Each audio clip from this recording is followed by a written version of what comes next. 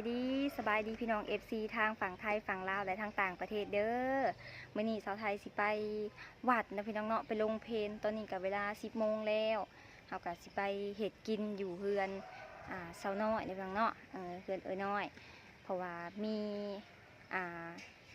เป็นกลุ่มบ้านพี่น้องเนาะเพิ่นก็มาแจ้งว่ามี3เฮือนเฮาเด้อเนาะมีเฮือนสาวไทยแล้วก็เฮือนทางหลังแล้วก็เฮือนอีกทางหลังทั้ง3 หลังนะพี่น้องเนาะ3 คนลงวัดแต่ว่ามื้อนี้ก็คือหลังที่2นะเพิ่นบ่ว่างเฮาก็สิลงแต่น้อยกับสาวไทย2 คนเนาะภารกิจเนี่ยปกติแล้วค่ะเป็นภารกิจของแม่สาวไทยเนาะแต่ละเทื่อค่ะเพิ่นจะเป็นคนจัดแจงแล้วก็ลงวัดแต่ว่ารอบนี้เพิ่นไปดองพี่น้องสาวไทยก็เลยสิลงแทนเพิ่นเนาะเดี๋ยวสาวไทยสิพาไปเบิ่งวัดอยู่บ้านสาวไทยชื่อว่าวัดใหญ่เด้อพี่น้องเด้อไปเดี๋ยวเฮาไปเบิ่งนํกันว่ามีของกินที่ว่าจะลงเพลมื้อนี้หันสีลงไปถวายนี่มีช้างแหน่เด้อพี่น้องเนาะป่าเดี๋ยวเฮาไปติดตามแล้วก็หับชมกันเลยเด้อพี่น้องเด้อป้าคุณแม่แต่งตัวสวยเด้อวันนี้เด้อนี่มาแต่ดองบ่เลยสิไปดองสิไปงานดองยายนี่ตำยังเด้ยายนี่เนาะโขก100 ปีเกี่ยมนี่แหละปีใหม่ตะโกนนี่แหละเราขวนี่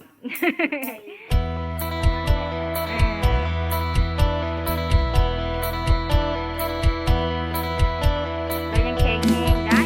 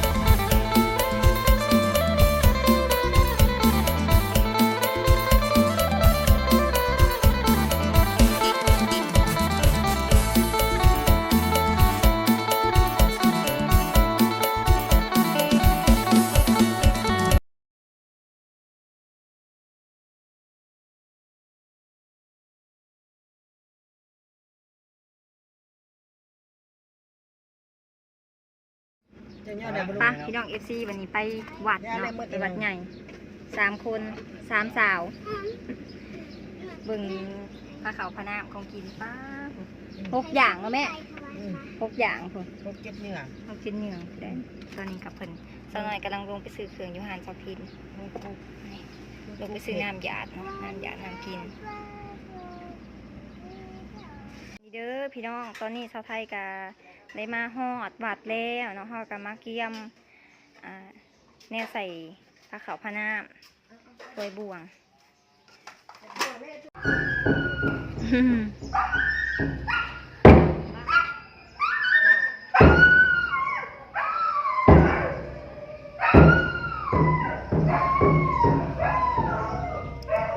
อาหารการกินครบสุดจ้าแม่ปุ๊กมันเป็นคนเฮ็ดเองแล้วได้4 มือเพิ่นสุดยอดเพิ่นบ้าน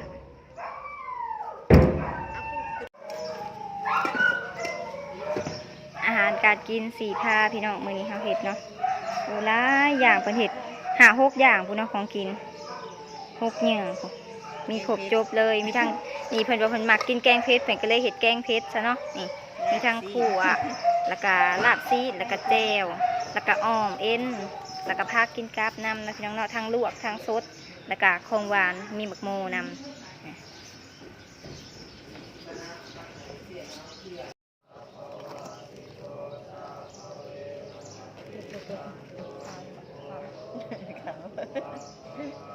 ทั้งบวชป้อมวะ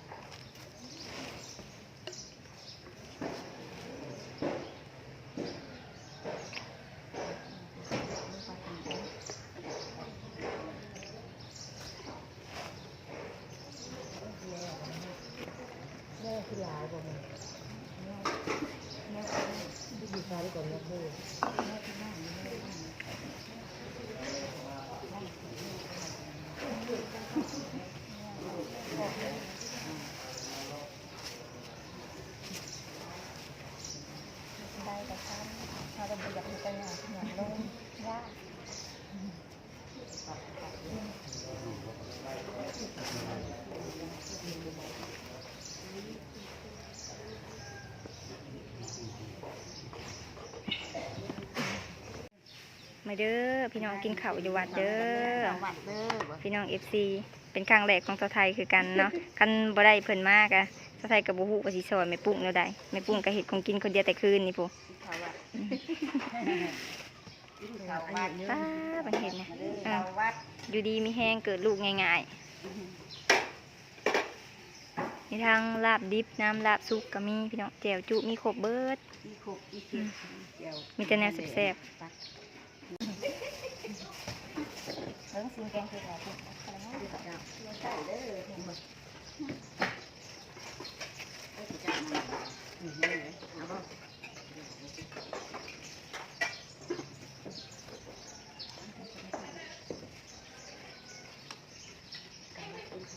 เป็นจุดขายขาเนาะขายขาเป็นจุดขายจุดแล้วเอาไหมคะจะเอาเปิดท่าของคนกันเล่นกับกิน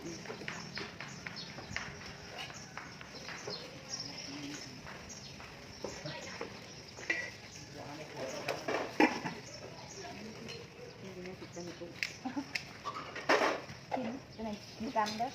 เดี๋ยวไปดีกรรมจะหาไปกินอย่างนี้เราก็กลุ่ม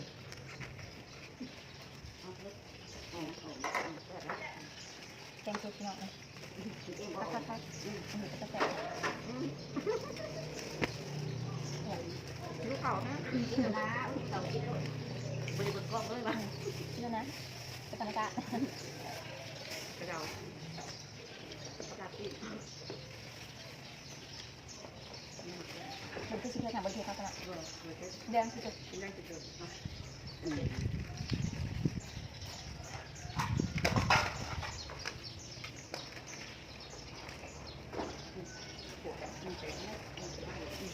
ยายคุณ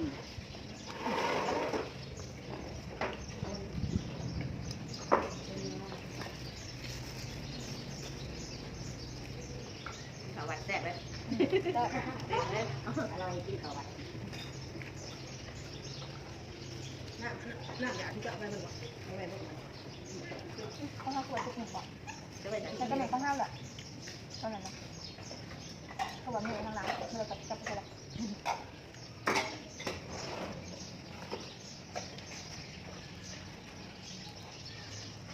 เอามาซ้ำเนี่ยออกน้ำแล้วมาซ้ำเนี่ยออก มาถวายอันนี้พวกนี้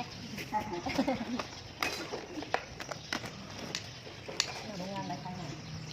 โรงงานบ้าน เดี๋ยวก็จะบ่ย่างเนี่ย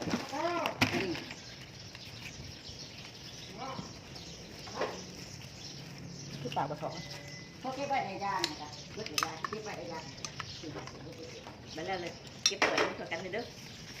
เขาทุกคนเนี่ย ปล่อยได้ดิย่างรกนี่กระถางรก เขาคือเป็นแก่นเขาเนาะอยากเก่า เก็บเจ๊เก่าได้กินนะชอบคนที่ ไปมาแล้วคนเดียวเขาอยากลูกมันก็ต่อ คือลิ้นของเจ้า มันอยู่ เดี๋ยวมาสักหันก่อนยังบอกเจ้ายังไงบอกเขาเนี่ยเขาจะมีเงินอยู่เลยนะแล้วจะชมเนี่ยค่ะแบบนี้เอาได้ได้เนี่ยมันจะอยู่ได้กระโดดแบบนั้นเนี่ยจะไปทิ้งมันสวยจังเลยแท้โอ๊ยแค่เขาหน้าตัวเองเลยมันก็จะบอกแบบทุกอีกอย่างนึงเลยเราจะเห็นนะ มาปรุงกันเนาะอีกแต่นั้นอยากเลยฉันจะกินกันเถอะ เดี๋ยวมันจะแซ่บกับธรรมปาเดี๋ยวมานั่นจะบริเวณอ่ะจอยจันก็ได้อ่ะไงตักเอาเนี้ยที่เดียวเลยนะเนี่ยทำเนี่ยบัด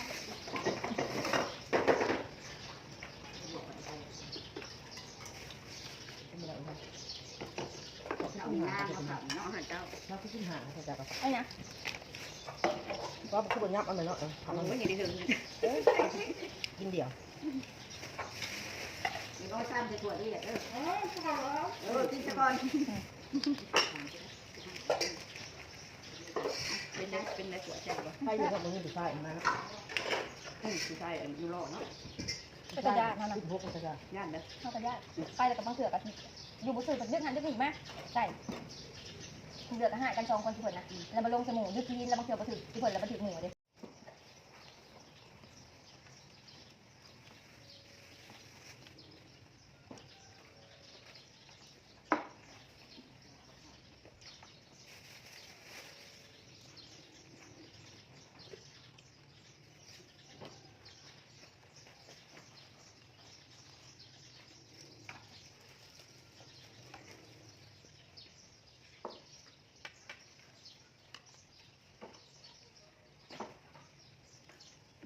เราเรียนนะ นะเราเรียนจากชั่วโมงอีก3,000ไปเรียนกันเขาใส่กันเยอะ กินนั่นก็ ใส่ได้ปุ๊บ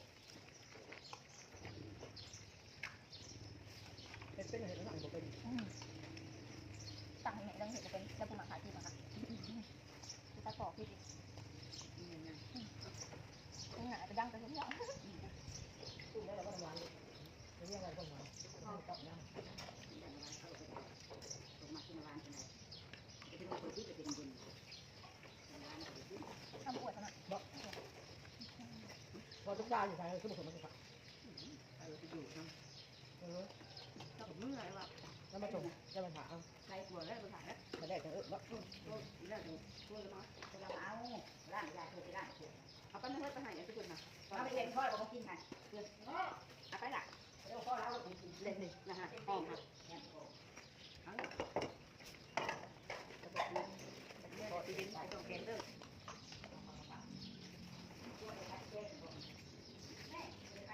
แล้วจำที่เมื่อลูกบอลถูกเลยจะได้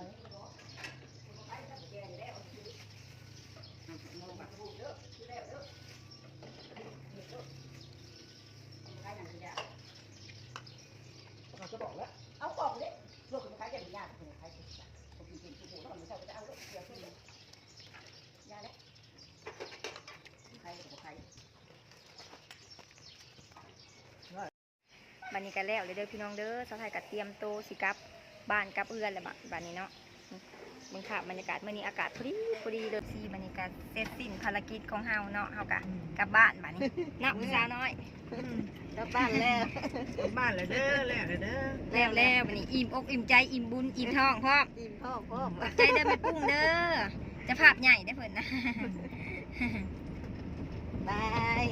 ไปเนาะเมื่อว่าสิอยู่ล่างถ้วยเขาญาติเอาบุญซ้ำเนาะสาวน้อยเขาญาติเอาบุญเฮาซ้ำ ล่างซ้ำละจะเป็นล่างดอกวะป้าจะเป็นล่าง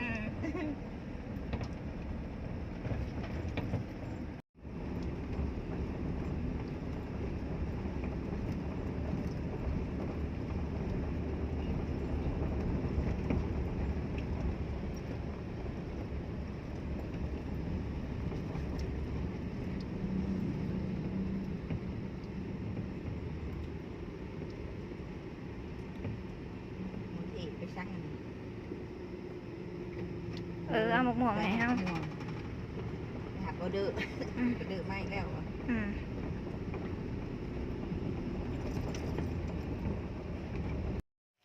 มาเฮือนมาซานไปกินข้าวอยู่วัดอิ่มทั้งบุญอิ่มทั้งทอกมาเพียงเนาะขอบใจเจ้าภาพหลายๆเด้อขอบใจเอ้ยน้อยหลายๆเนาะเด็กเป็นแบกของกินหาสะไทยมีทั้งเจลมีทั้งลาบแล้วก็มีทั้งแกงเพชรนำพี่น้องเนาะอันนี้ก็ขอบใจอยู่ดีมีแห้งเกิดลูกง่ายๆเด้อแล้วก็ขอบใจพี่น้อง FC ที่ว่าเมื่อกี้จนจบนะพี่น้องเนาะสไตล์โคโตไปกินข้าวกินน้ำอีกก่อนเด้อแล้วก็ไปอาบน้ำอาบในนอนพักผ่อนก่อนสำหรับคลิปนี้ขอลาไปก่อนเด้อบ๊ายบาย